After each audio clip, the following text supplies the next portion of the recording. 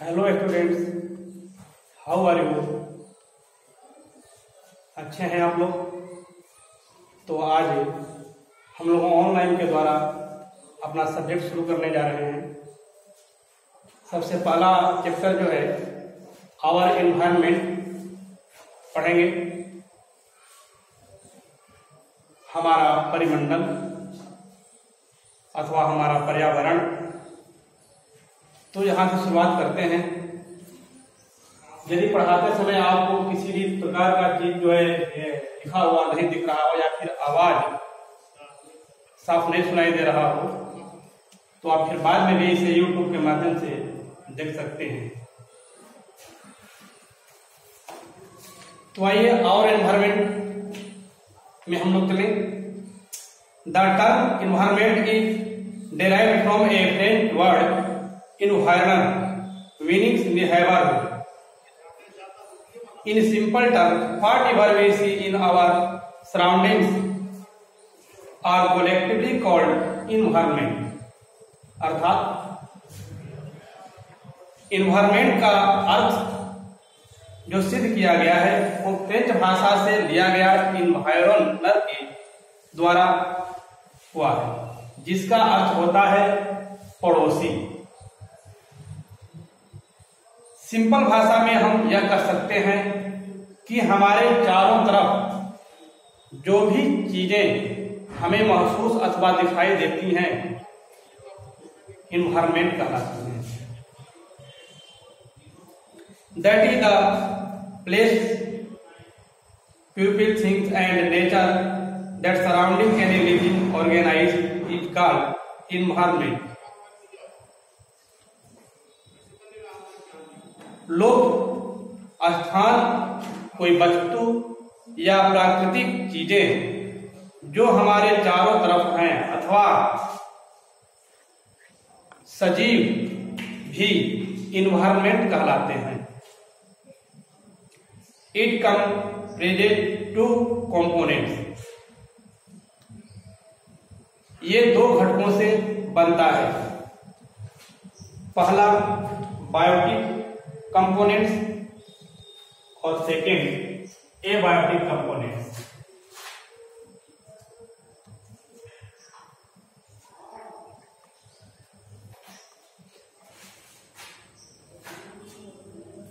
Two components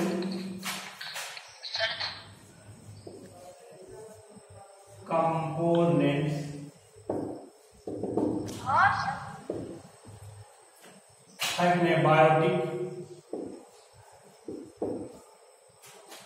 components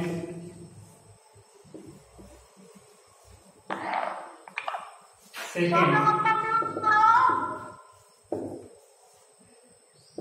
abiotic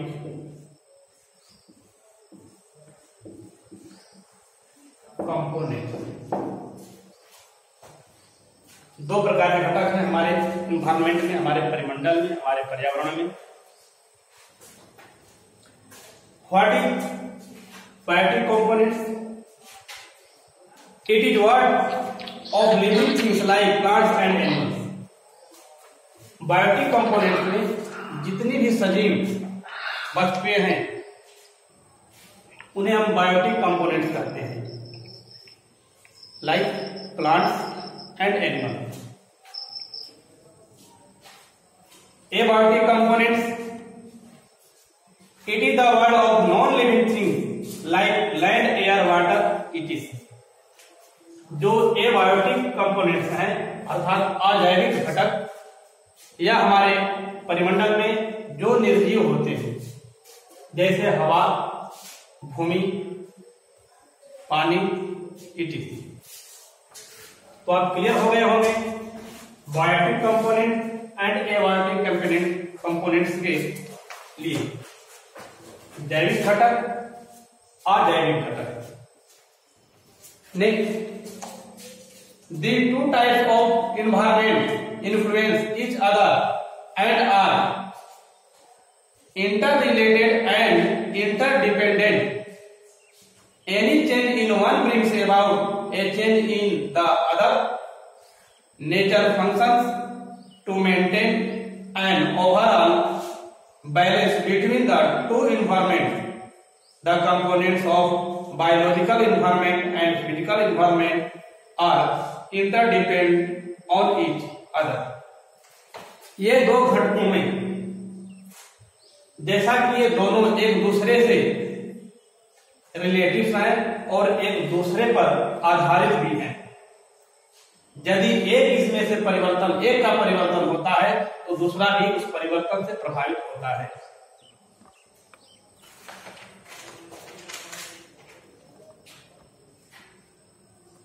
पर्यावरण के घटक में इन्वायरमेंट में बायोलॉजिकल इन्वायरमेंट और फिजिकल इन्वायरमेंट भी होते हैं। तो नेचुरल इन्वायरमेंट, आइए, all gift of the nature such as land, water, air, plants and animals from a part of the natural environment, जो हमें उपहार के रूप में हमें प्राप्त हुए हैं प्रकृति के द्वारा, जैसे में भूमि, पानी और हवा। इसके अलावा प्लांट्स, एनिमल्स, ये सब हमें गिफ्ट स्वरूप प्रकृति ने प्रदान की।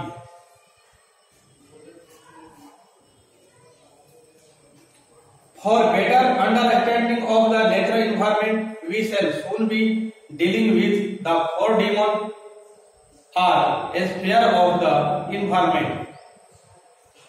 हम environment को और अच्छी तरह से समझने के लिए इसे फोर डोमेन्स अर्थात 4 परिमंडलों में विभक्त करते हैं। जैसे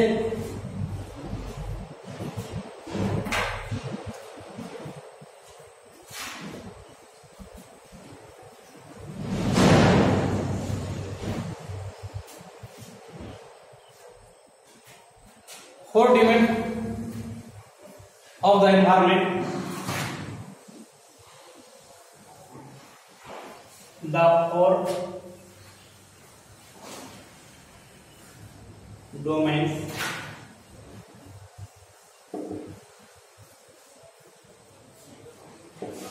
of the environment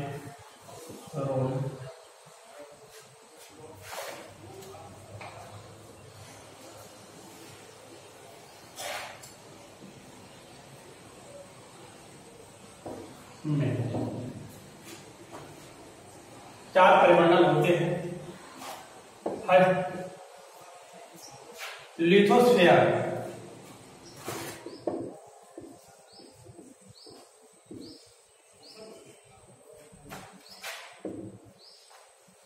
स्थल मंडल,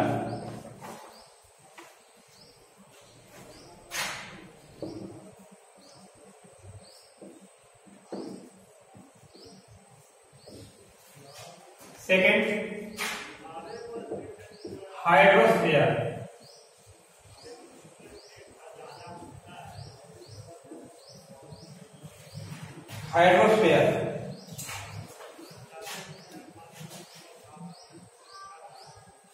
जलमंडल,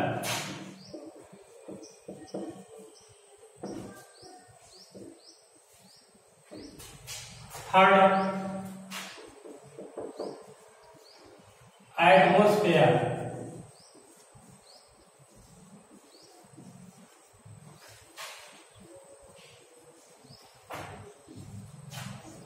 वायुमंडल,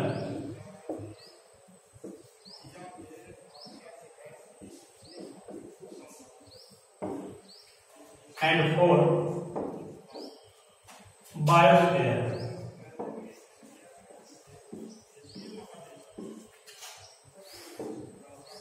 जैवमंडल।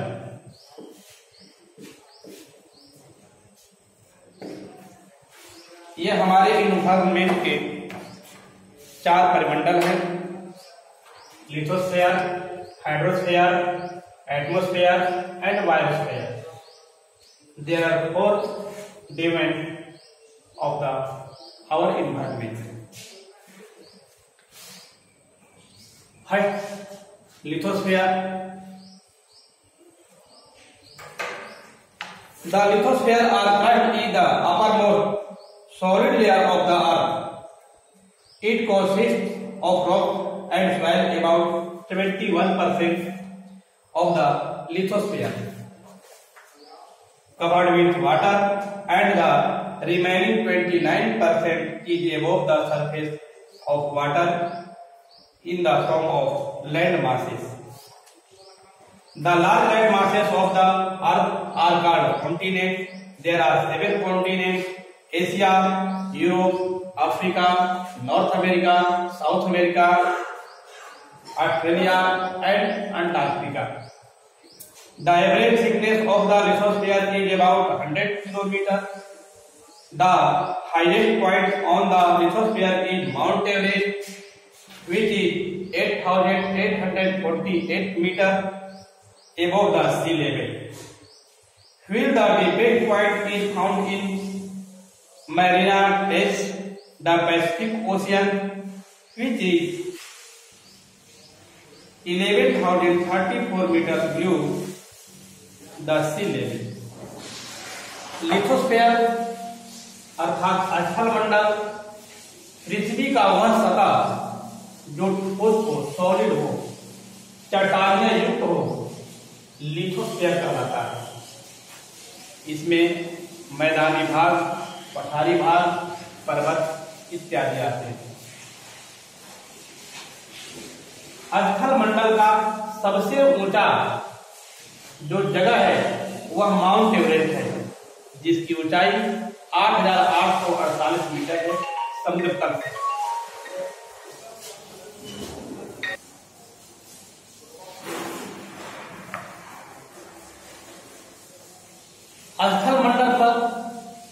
स्थल मंडल के ऊपर जो है बड़े बड़े 7 भूखंड हैं, जिसको हम लोग 7 कॉन्टिनेंट्स कहते हैं, अर्थात 7 महादेश हैं, जिसका नाम है Asia, Europe, Africa, north America, south America, Australia and Antarctica.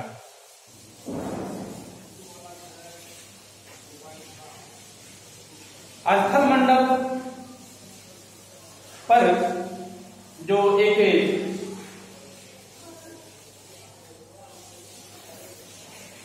जिसका एवरेज जो है, एवरेज वो थिकनेस यानी जो उसकी मोटाई जो है लगभग जो है 100 किलोमीटर है। कहीं कहीं कम भी है, कहीं कहीं ज्यादा भी है। एक एवरेज 100 किलोमीटर जो स्थल मंडल का जो भूमि भाग का जो थिकनेस है वह 100 किलोमीटर है।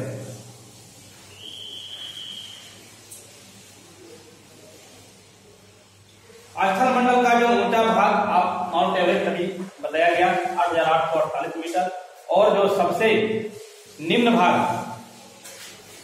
है वह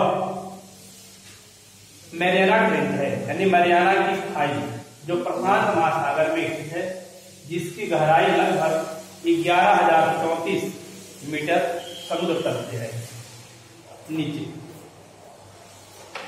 तो आपका लिथोस्फीयर पॉइंट कंप्लीट हो गया हो जैसा मैं समझता हूं। Second point hydrosphere, जलमंडल।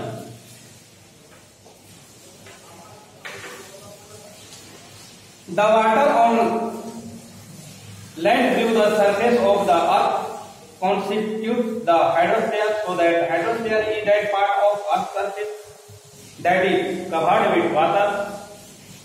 It includes oceans, river, lakes, ponds, springs, and underground water.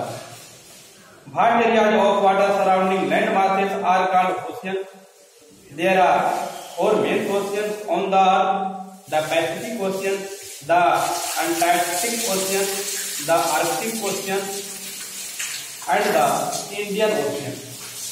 The Arctic Ocean and the Indian Ocean continents are surrounded by oceans and are linked by them. Water is essential for all forms of life on the earth.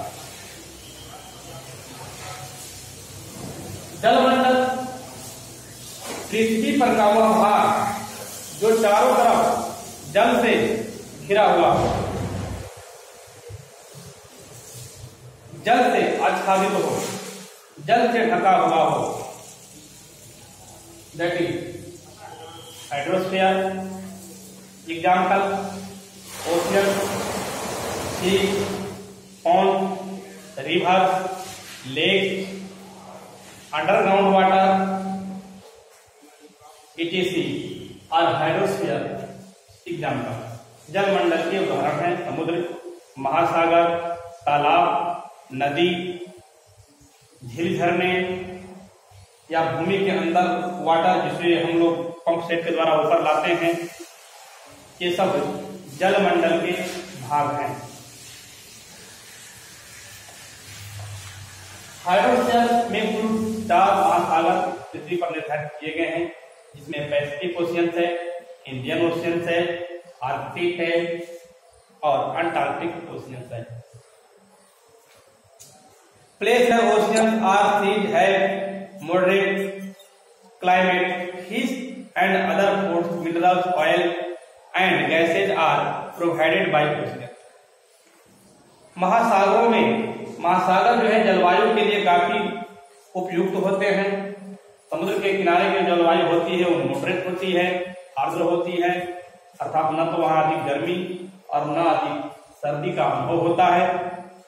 इसके अलावा महासागरों से हम बहुत सी खाद्य पदार्थें भी प्राप्त करते हैं, फूड आइटम्स भी मिलते हैं हमें समुद्रों से। इसके बाद ऑयल और भी अन्य मिनरल हमें समुद्रों के द्वारा प्राप्त होते रहते हैं। अतः समुद्र भी जो है हमारे जीवन को अधिक सुविधापूर्ण बनाने का काम करता है। थर्ड पॉइंट है एटमॉस्फेयर, वायुमंडल। The thin layer of air involving our earth is called the atmosphere. It extends up to a height of 1600 kilometre above the surface of the earth. All kinds of water weather phenomena like this in this sphere. एक पतला परत वायु का, जिसे हम सिर्फ अनुभव कर सकते हैं, उसे देख नहीं सकते, सिर्फ हम अनुभव कर सकते हैं। तो वायु की एक पतली परत जो हमारे पृथ्वी के चारों ओर पृथ्वी को कंबल की तरह लपेटे हुए है, उस भाग को, उस डोमेन को हम लोग एटमॉस्फेयर करते हैं, वायुमंडल करते हैं। इस वायुमंडल में बहुत सी प्रकार की वेदर फिनोमेना यानी प्राकृतिक जो है जलवायु संबंधी घटनाएं जो है घटित होती रहती है।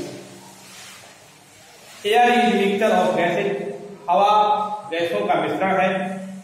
It contact nitrogen, oxygen and other gases like organ, carbon dioxide, ozone, hydrogen, helium etc। हमारा वायुमंडल गैसों का मिश्रण है, जिसमें 71% नाइट्रोजन है, 21% ऑक्सीजन है, बाकी 1% में organ, carbon dioxide, ozone, hydrogen, helium इत्यादि गैसें आती हैं। The density of air is highest near the Earth's surface. As we go upward, it keeps on decreasing. पृथ्वी के सतह के पास में हवा का घनत्व अधिक होता है। जैसे जैसे हम पृथ्वी से दूर अर्थात ऊपर की ओर जाएंगे तो हवा का जो है घनत्व जो है कम होता जाता है। The atmosphere functions like an insulating blanket protecting the earth.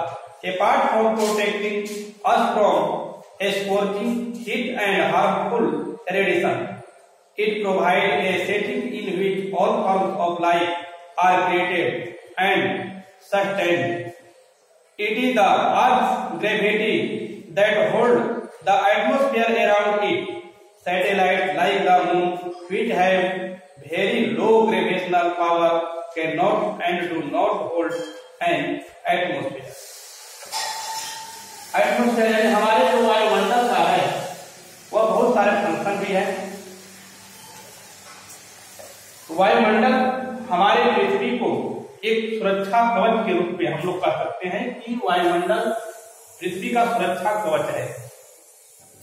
पृथ्वी को बहुत अधिक गर्मी, सूर्य की गर्मी से जो बहुत अधिक गर्म पृथ्वी हो सकती थी वायुमंडल के नहीं रहने पर, उससे बचाती है। वायुमंडल के होने से सूर्य की जो गर्मी है पृथ्वी पर उतना ही अवसर होता है जिससे कि हमारे जो सजीव हैं उससे लाभ ले सके, लाभान्वित हो सके। तो पृथ्वी को अधिक गर्म भी नहीं होने देती है और अधिक ठंडी भी नहीं होने देती है। यदि वायुमंडल न रहता तो पृथ्वी बहुत अधिक गर्म होती, जो भाग सूर्य के सामने आता कोई भी जीव नहीं रह पाता, और जिधर सूर्य का प्रकाश नहीं होता वहां बहुत अधिक ठंडी भी होती, लोग बर्फ के रूप में हो जाते, बदल जाते।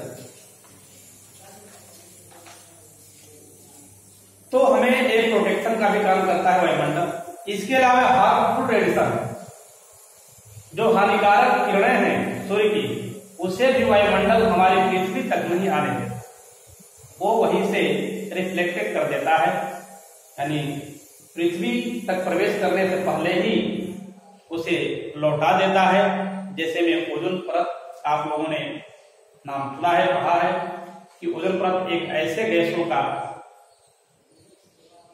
चादर है, आवरण है, जो हानिकारक किरणें अर्थात परावैंगनी किरणों को जो है रोक देती है।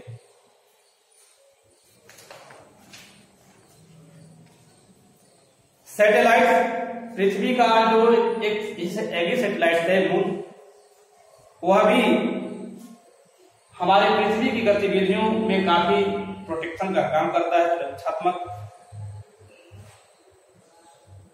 उसमें लो ग्रेविटेशनल पावर है, जिससे न तो वो पृथ्वी तक आ सकता है और न ही बहुत दूर जा सकता है।